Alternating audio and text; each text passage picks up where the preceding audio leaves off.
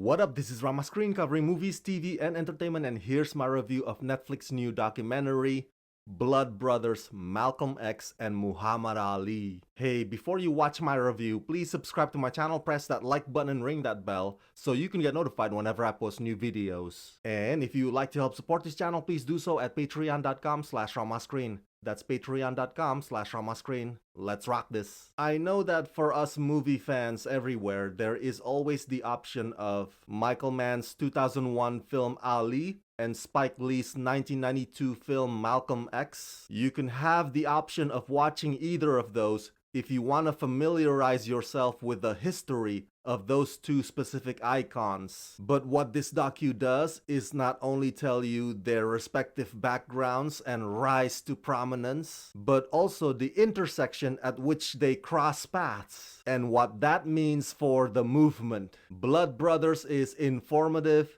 it's illuminating, it brings up various opinions about Malcolm and Ali that you might disagree with. Where did it all go right? Where did it all go wrong? Turns out, friendship and loyalty are as fluid and complex as humanity itself. Profound, thought-provoking, and powerful. Blood Brothers is easily one of this year's best documentaries. Produced by Kenya Barris and inspired by Randy Roberts and Johnny Smith's book, and directed by Marcus A. Clarke, Blood Brothers Malcolm X and Muhammad Ali tells the extraordinary story behind the friendship and the ultimate falling out of two of 20th century's most iconic figures. Few people understand the bond these men shared.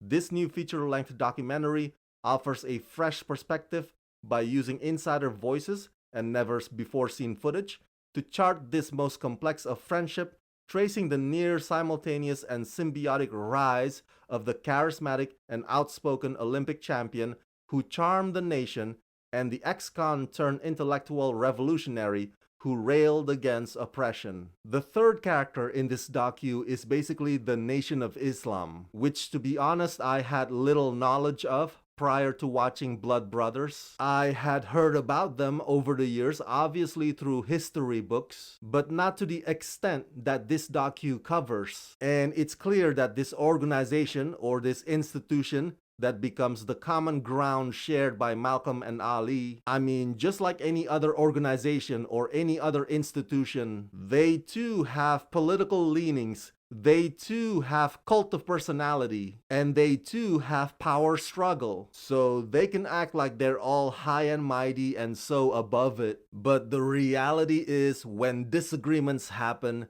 or when ideologies clash, or when there's a rift between independent thought and falling in line, any of the pawns is at risk of getting taken out of the chessboard. Director Marcus A. Clarke does a proficient job of guiding you through these two lanes, these two lives that finally converge. On one lane you have sting like a bee, float like a butterfly, I'm pretty, I'm the greatest. And on the other lane is a talented speaker with radical ideas. Malcolm and Ali have had so much in common long before the Nation of Islam puts them in the same room, so to speak. So at the core of it, they both are strongly opinionated and are not afraid to express their animosity against white America, justifiably so. This docu is filled to the brim with family members, old peers, scholars, and historians, all of whom have a full understanding of this 3-year friendship. They nailed it in terms of explaining to you the attraction, the motivation, and why this friendship ultimately turned sour. Some of them might get controversial because some of them might sound like they're taking sides, but it's a way to let you in on seeing where Malcolm and Ali were coming from at that particular time. For example, after Malcolm X was assassinated, Ali shockingly kind of put the blame on Malcolm and still went on to defend Elijah. Now that might seem jaw-dropping to you, but knowing the context leading up to that,